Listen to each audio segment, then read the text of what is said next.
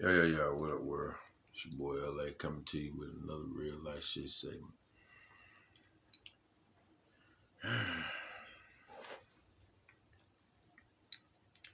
Man, I just want. I'm about to point out some shit, man. Many people see it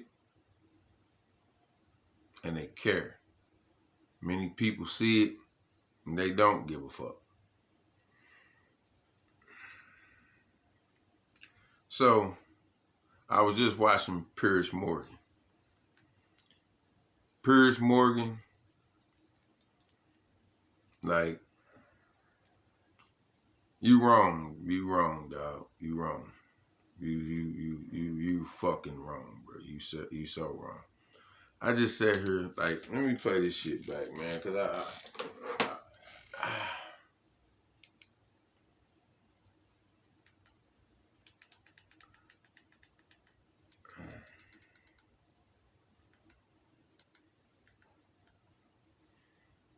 care about as if you should. So I want you to hear what Piers Morgan says. It's just an awful, terrible story to big sympathy for. Well, it shouldn't have to be sexy, should it? I mean, I would ask you, Mark, you lambasted Charlie Kirk in 2020 online. You said you tweeted nothing about what should happen to the officers who killed George Floyd. White supremacist capitalist logic values property over black people. But I could throw back the same thing at you and say, we did a little check and we couldn't find anything that you'd posted about the murder of this Ukrainian woman on a train at the hands of a black man. And the criticism would be that, by not saying anything about this, even as it was raging around on social media, you're making a calculated decision that you don't care very much about this. And the critics of you would say that that is a racial calculation you're making, that when it was George Floyd and it was a white policeman who was committing a heinous crime, I make no pretense about that at all. I said it at the time and believe it now. But when it was that way round, then you were absolutely steaming in on anyone who wouldn't share your view about it and wanted to be publicly very clear about that. But on this, it was like it hadn't happened.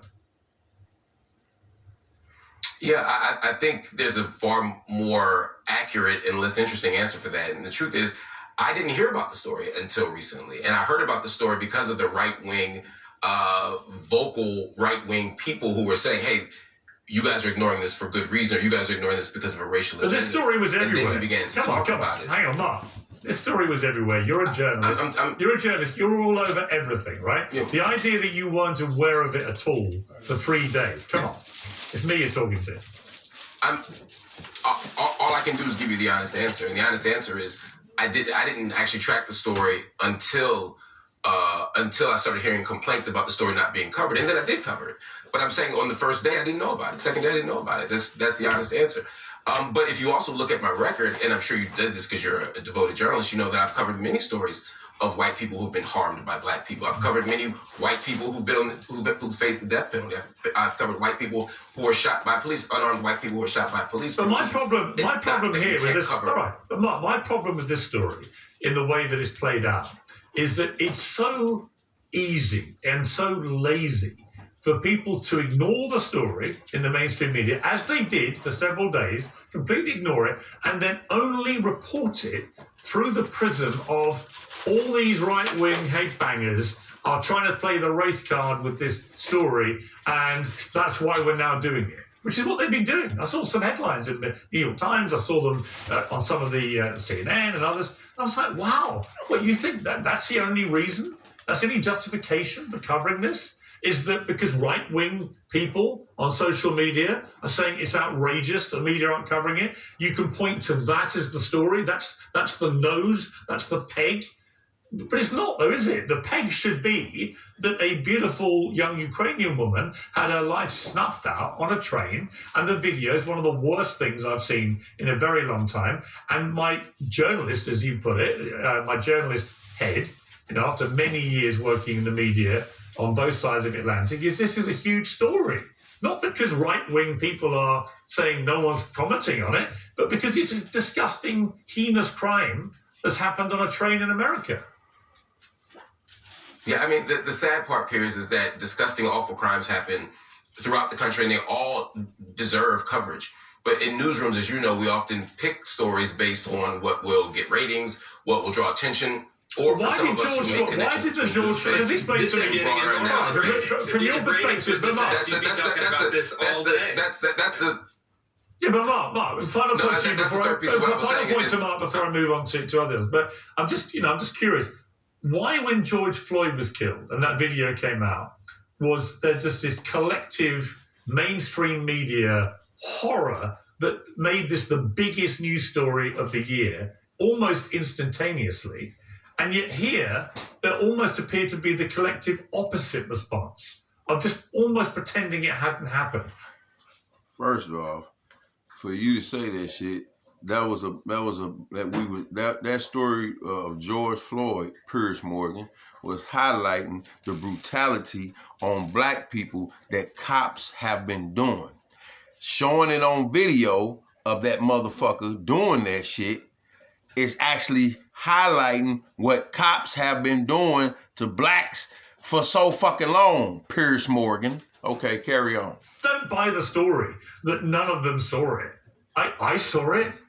I saw a lot of people talking about it. I think some I was like, why is nobody covering this? Yeah. This is heinous. So I just think they're... So another thing, Piers Morgan. I want y'all motherfuckers to call him out on this shit too if y'all see my video. Because this is some bullshit of this dude. So, Piers Morgan. Listen, man, I want y'all, hold up. There's a clear double standard there. He says a double standard. Struggling to get my head round. Okay.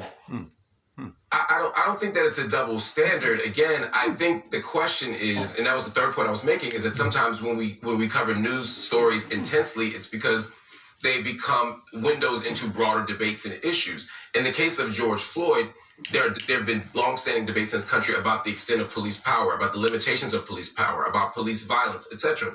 Also, there's something counterintuitive about police killing somebody who is unarmed.